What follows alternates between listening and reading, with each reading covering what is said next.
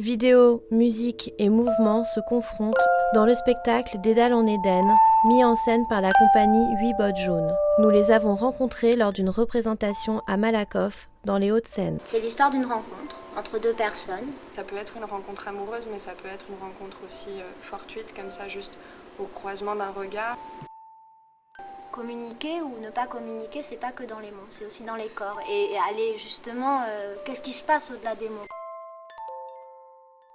Embarquons à présent pour une toute autre planète, celle du cyberpunk. Ambiance de rue sombre et destroy, phares de voitures aveuglants, codes de couleurs noir et jaune, musiciens déjantés sur fond d'images étranges, Audrey Marr, productrice des événements Gyrophone, nous explique le concept de cette soirée. Alors, le concept de cette soirée, c'est une répétition pour un projet plus global qui est autour de Moebius. Membre du groupe emblématique Punish Yourself, DJ VX met en lumière les particularités qui définissent l'univers cyberpunk. En musique, j'ai souvent employé le terme cyberpunk comme raccourci pour désigner une musique où il y a quelque chose de punk mais qui utilise aussi des machines.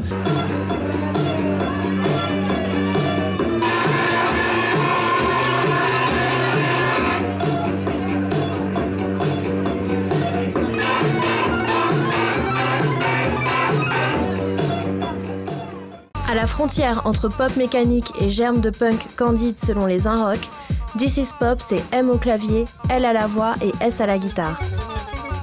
Du post-punk à synthé, ou alors de l'électro, ou de la pop, puisqu'on s'appelle This Is Pop. Et un peu de hip-hop aussi. Voilà.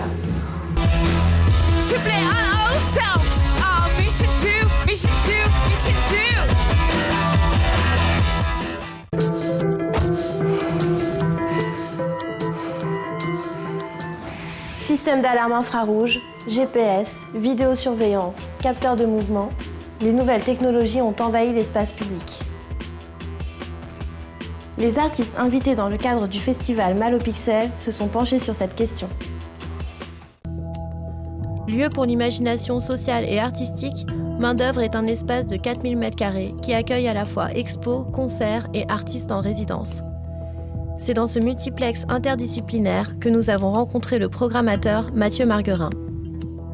Ici, on a une sélection d'œuvres qu'on a réunies autour du thème de l'espace public. Le festival en soi, il vient toujours associer des artistes, des chercheurs, des designers, des gens qui travaillent dans différents champs de la création contemporaine autour d'une thématique, je dirais, qui est pertinente par rapport aux usages aujourd'hui de la technologie.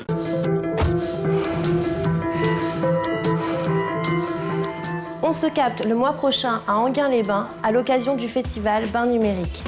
Nous serons invités à parcourir la ville de jour comme de nuit, à la découverte de spectacles atypiques et d'installations interactives. De quoi stimuler vos capteurs sensoriels. Vous pouvez retrouver toutes les informations sur synapsetv.fr et meltinglab.fr. À plus!